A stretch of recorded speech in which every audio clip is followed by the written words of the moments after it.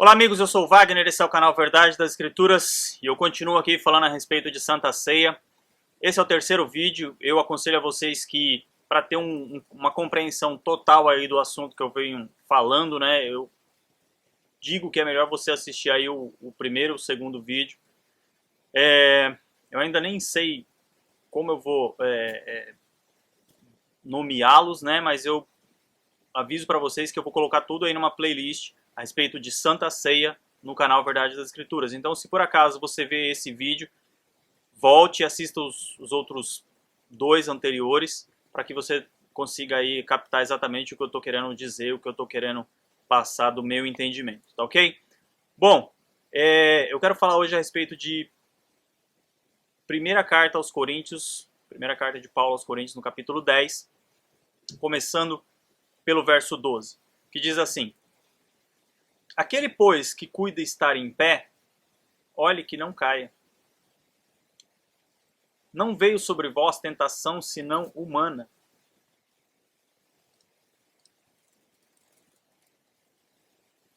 Mas fiel é Deus, o qual não deixará que sejais tentados acima do que podeis resistir. Antes, com a tentação, também dará o meio de saída, para que a possais suportar. Portanto, meus amados, fugi da idolatria. Anotem bem essa palavra, né? O verso 14 diz assim, ó, portanto, meus amados, fugi da idolatria. Quem está de pé, vigia, presta atenção para não cair. Não há tentação nenhuma senão humana, mas o Criador é fiel, o qual nos deixará que sejais tentados acima, não nos deixará que sejamos tentados acima daquilo que nós possamos resistir. Antes, com a tentação, dará também o meio de saída, para que nós venhamos a suportar. Portanto, amados, fugi da idolatria. Verso 15, falo como a entendidos, julgai vós mesmos o que digo. Estou falando com pessoas que podem compreender, podem entender. Então julguem vocês mesmos. Vocês mesmos podem analisar o que eu estou dizendo. Verso 16. Porventura, o cálice de bênção que abençoamos não é a comunhão do sangue de Cristo? Olha a pergunta que ele faz. Gente, ele fala assim, ó, eu estou falando com pessoas entendidas, vocês compreendem as coisas. Eu já expliquei isso. O cálice de bênção que abençoamos não é a comunhão do sangue de Cristo? O cálice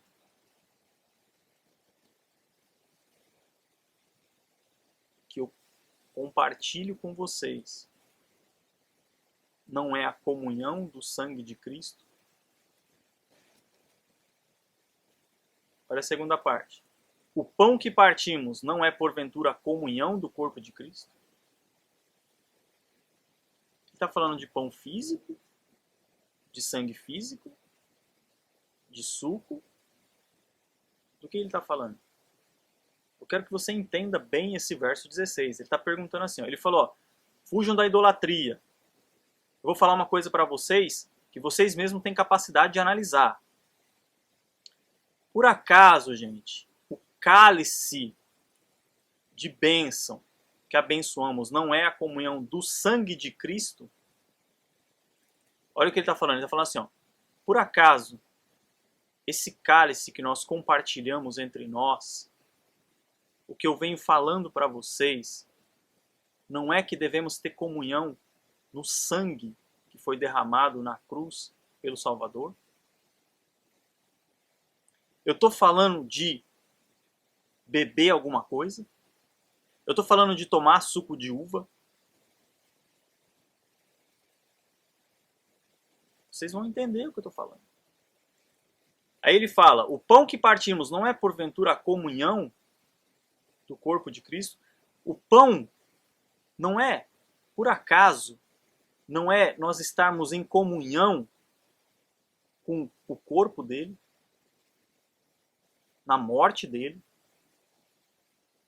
Não é estar em comunhão com o que ele passou, não é estar de acordo com o que ele fez. Não é isso? Esse não é o pão que nós partimos? O que nós levamos para as pessoas não é aquilo que ele ensinou, e você que assistiu os 2 últimos vídeos, você vai entender o que eu estou falando, que ele falou, vocês têm que comer da minha carne, do meu corpo. Então se nós partimos, o que nós partimos para o nosso próximo, o que nós compartilhamos, dividimos com o nosso próximo, não é que o importante é que ele morreu por nós? O pão que partimos não é por acaso. Gente, Paulo falando, olha só. Amados coríntios, o pão que nós partimos, o pão que nós devemos levar para as pessoas, não é, por acaso, estar em comunhão com o corpo do Salvador, com a morte do Salvador. Não é isso que é o verdadeiro pão? Não é isso que nós repartimos com o nosso próximo? Agora olha só, o verso 17. Pois nós, embora muitos, somos um só pão, um só corpo, porque todos participamos de um mesmo pão. Todos participamos de um mesmo pão? Eu nunca comi do mesmo pão que Paulo. Paulo estava escrevendo, isso aqui é uma carta. Então, ele estava num lugar preso, provavelmente preso, escreveu uma carta para o povo. Ele comia do mesmo pão físico, o mesmo pão de trigo que as outras pessoas? Que as pessoas que receberam essa carta? Como é que ele pode dizer isso? Pois nós, embora muitos, somos... Olha, ele fala, embora muitos, eram muitos. Como é que eles comiam de um mesmo pão? Porque ele está falando, ó, somos um só pão. Ou seja, nós somos um só corpo. Ele fala, ó, nós somos um só pão, um só corpo. Porque todos participamos de um mesmo pão.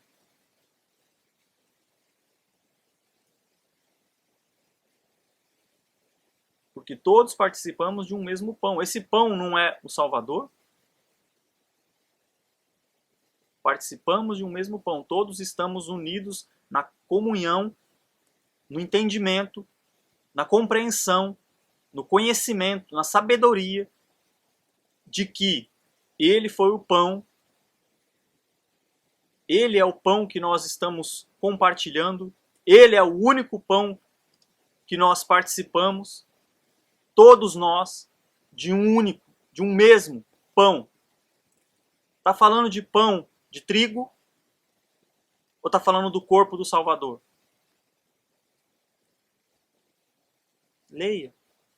Agora olha isso aqui. Vede a Israel segundo a carne. Os que comem dos sacrifícios não são, porventura, participantes do altar? Olha o que Paulo está falando. Ele está lembrando o povo de quando Israel sacrificava no altar. Ok? Sacrificava animais. Então, olha só. Presta atenção, presta muita atenção nisso aqui. Vede a Israel segundo a carne. Os que comem dos sacrifícios não são, porventura, participantes do altar? Ele está perguntando. As pessoas que comem não estão participando do altar? Estão. Elas estão participando do altar. Elas estão comendo. Verso 19. Mas eu que digo? Que o sacrificado ao ídolo é alguma coisa? O sacrifício que fizeram ou fazem na época dele, ele está perguntando, o sacrifício que fizeram o povo de Israel naquela época, ou o sacrifício que é feito hoje ao ídolo, é alguma coisa? Serve para alguma coisa? Vale de alguma coisa? Ou que o ídolo é alguma coisa? O que é sacrificado é alguma coisa? Ou o ídolo é alguma coisa? Verso 20. Antes digo que as coisas que eles sacrificam, sacrificam-nas a demônios. Te digo que as coisas que eles estão sacrificando não é para ídolo, porque ídolo não existe. Mas é para quem? Para demônios. Ídolo é alguma coisa? Não. O que é sacrificado para o ídolo é alguma coisa? Tampouco. Então, por isso, ele fala, antes eu te digo que as coisas que eles sacrificam, sacrificam-nas a demônios e não a Deus. E não quero que sejais participantes com os demônios. Então, Paulo está aconselhando. Olha só, presta muita atenção no que ele está falando. Tá? Ele viveu numa época pós o Salvador, e aí ele escreveu isso aqui, numa época que Roma já dominava tudo. Provavelmente, os rituais de Roma já aconteciam aqui. Se você não está entendendo o que eu estou falando, pesquise. Pesquise e veja o que Roma fazia, o que os romanos faziam, quais eram os ídolos deles. Então, olha só, antes digo que as coisas que eles sacrificam, sacrificam-nas a demônios e não a Deus. Eu não quero que vocês participem com os demônios, eu não quero que vocês participem desses sacrifícios. Eu não quero que vocês participem dessas coisas sacrificadas aos ídolos ou aos demônios. Não podeis beber do cálice do Senhor e do cálice de demônios. Não podeis participar da mesa do Senhor e da mesa de demônios. Mas do que Paulo está falando? Porque, olha só, vamos voltar ao verso 16. Onde ele fala assim, ó, porventura o cálice de bênçãos que abençoamos não é a comunhão do sangue de Cristo? O pão que partimos não é porventura a comunhão do corpo de Cristo? Eu entendo assim. O que ele está falando, gente, é o seguinte, ó. Que nós não participamos de cálice, de beber suco de uva ou vinho que seja, representando sangue. Porque a nossa comunhão, o cálice que nós participamos é a comunhão do sangue dele, do verdadeiro sangue que foi derramado na cruz. Aquilo é o sangue que nós bebemos. O pão que nós partimos é a comunhão do corpo dele. É estarmos conectados, antenados, ligados, sabedores de que a morte dele foi o que lavou o nosso pecado e não comer ou beber alguma coisa. Então Paulo está falando aqui, ó, o que nós fazemos, o que nós sabemos, o que nós conhecemos é que a morte dele, o sacrifício da carne dele, o derramamento do sangue dele é a nossa remissão. É o que perdoa nossos pecados. É, na língua dos evangélicos, para que você entenda, é a nossa santa ceia. Só estou usando isso como linguagem.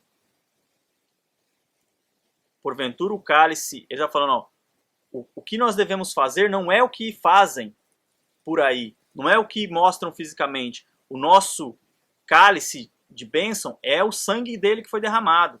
O pão é o corpo dele. Aí ele continua no verso 17, pois embora nós somos muitos, somos um só pão, um só corpo, porque todos participamos de um mesmo pão, que é o corpo do Salvador. Então, quando ele diz aqui, ó, que quando as pessoas sacrificam aos demônios, que nós não podemos beber do cálice do Senhor, ou seja, que é o Salvador, e do cálice dos demônios, que provavelmente eram rituais que já eram feitos na época de Paulo, onde as pessoas tomavam esse cálice com vinho. Você está entendendo o que eu estou querendo dizer? Procura sobre Mitra. Procura saber o ritual que era feito em honra ao ídolo que Paulo cita aqui, chamado Mitra. Não podeis beber do cálice do Senhor e do cálice dos demônios. Não podeis participar da mesa do Senhor e da mesa dos demônios. Ou provocaremos a zelos do Senhor. Somos porventura mais fortes do que ele?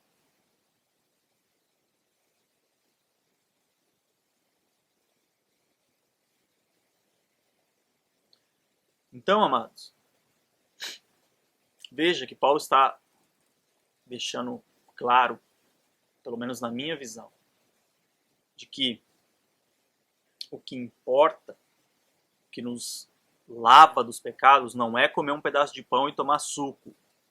Isso não interfere em nada na nossa vida. Entra no nosso estômago e vai tomar o caminho natural dele. Não mexe, não faz, não melhora em nós nada espiritualmente falando. Tudo que o sistema religioso toma como físico foi feito pelo Salvador. O nosso batismo é na morte dele, a nossa ceia é o sangue dele, é o corpo dele. Nós somos lavados. O batismo é para a remissão de pecados, não é isso? Lavar a pessoa na água é para a remissão de pecados. Era o exemplo que João Batista deu. A remissão de pecados, depois da morte dele, foi feita nele, na morte dele. O alimento, ou o cálice de bênção que abençoamos, é o sangue dele. O pão que nós compartilhamos é o corpo dele. Então foi tudo feito na morte dele. Não há nada que nós possamos fazer por ele. Não há nada que nós possamos fazer para completar o sacrifício dele. Tudo que ele fez foi perfeito para nós. A morte dele, o sangue dele, o corpo dele, foi o nosso batismo e a nossa ceia. E só. E acabou. Não tem nada que nós possamos fazer para completar isso, para melhorar isso, para aperfeiçoar isso. E falo para você, na minha visão, Paulo está comparando aqui. Paulo está falando assim para o povo, ó, gente, para de tomar esse negócio. Se vocês estão tomando, se vocês estão compartilhando desse vinho que estão comendo, que estão bebendo, desse pão que estão comendo, dessa carne, vocês estão fazendo o que as pessoas fazem aos ídolos. Vocês estão compactuando, compartilhando do que as pessoas sacrificaram a ídolos. Não podemos participar da mesa do Pai e da mesa dos ídolos. Parem com isso. O que serve para nós é o sangue do Salvador. O pão que nós partilhamos é o corpo dele. Pronto. Será que eu fui claro?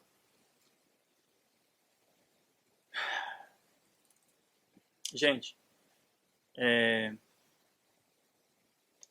esses vídeos, eles já são naturalmente desgastantes. Não é apenas aqui os 15, 20 minutos que eu gravo. Eu tenho que ler, buscar, compreender. Então, não perca nem o meu tempo, nem o seu. Tá? Busque. Antes de você comentar alguma coisa, me insultar, me ofender, eu já deixo avisado que esses comentários eu realmente não faço a menor questão de responder. Falo tudo isso aqui com respeito e com a humildade de dizer, é a minha opinião, eu não sou dono da verdade.